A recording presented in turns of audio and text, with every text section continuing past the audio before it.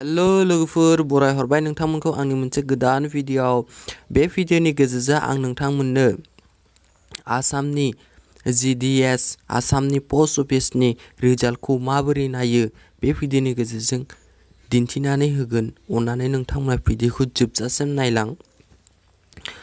नोंथांमोना जाय GDS नि आसाम पोस्ट अफिसनि GDS नि एप्लाइ खालामदोंमोन नोंथांमोना एप्लाइ खालामदोंब्ला नायनानै ला बे भिडियोनि गेजेरजों आं नोंथांमोननो दिन्थिना होगोन। गिबियाव नोंथांमोना गावनि ब्राउजाराव फैनांगोन गुगोल एबा नोंथांमोना क्रोम ब्राउजाराव फैनांगोन।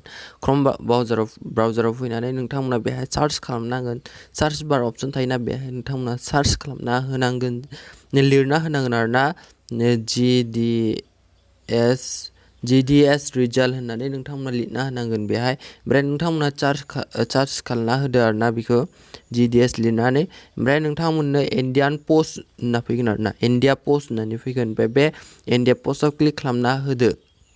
ओमफ्राय बेबायदि इन्टारफेस फैगोन आरोना लोगोफोर बेबायदि इन्टारफेस फैगोन। इन्टारफेस फैनानै नोंथांमोना मबाइलजों जुदि नायदोंब्ला नोंथांमोना बेखौ जुम खालामना ला। जुदि नोंथांमोना लेपटप एबा PCजों नायदोंब्लाथ' नोंथांमोना जुम खालामनो जेबो गोनांथि गैखाया। नोंथांमोना मबाइलजों जुदि नायदोंब्ला बे जानै ओरैबायदि जुम खालामना ला। नै बेहाय दंना नर्थ इस्ट दं नै बेहाय रिजाल्ट रिलिज नटिस जाय 948 पस्टमोन आरोना। ओमफ्राय बेहाय थोना होदो आरोना। बे थोना होनाय लोगो लोगो नोंना डाउनलड जागोन आरोना बे PDF फाइलाव डाउनलड जागोन। नै गाहायाव अपेन अपसन फैबाय ना नै बेहाय नायदो गाहायाव अपेन फैबाय। बे अपेनाव थोना होदो। ओमफ्राय अपेनाव थोना होनानै नै बे रिजाल्टआ बेहाय श' जाबाय। जाय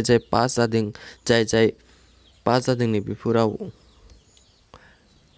बियो माने इन्टारभिउ जाया दै डाइरेक्ट नोंथांनि मेट्रिकनि पार्सेन्टेजखौ नायनानै माने बेहाय सेलेक्ट खालामना जायो आरोना।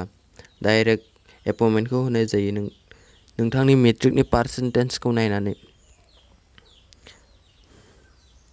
नायदो नै ST 83 खमैनो आं बेखौ नायदोंमोन दै मैया नायदोंमोन बेहाय माने खमैनो 64 निफ्रायसो लादों आरोना। जायनि पार्सेन्टेजआ 64 नि गोजौ बेफोरखौ लादों आरोना। खमैनो 64 बेनिफ्राय गाहायाव लायाखै। 940 दं आरोना बेहाय 948 पस्ट गासै। आसा खालामबाय लोगोफोर नोंथांमोना भिडियोखौ मोजां मोनबाय। आरो भिडियोखौ मोजां मोनबायब्ला अन्नानै लाइक खालामदो। आरो चेनेलाव बोरैबा गोदानै फैदोंब्ला अन्नानै चेनेलखौ साबस्क्राइब खालामनो दाबाव। आरो हायोब्ला लोगोफोरनो शेयार खालामना हो जाय बिथांमोना बे आसाम पोस्ट अफिसनि थाखाय एप्लाइ खालामदोंमोन GDS नि थाखाय एप्लाइ खालामदोंमोन नोंथांमोना बिथांमोननो शेयार खालामना होयोबानो जाबाय। अके लोगोफोर बाय बाय।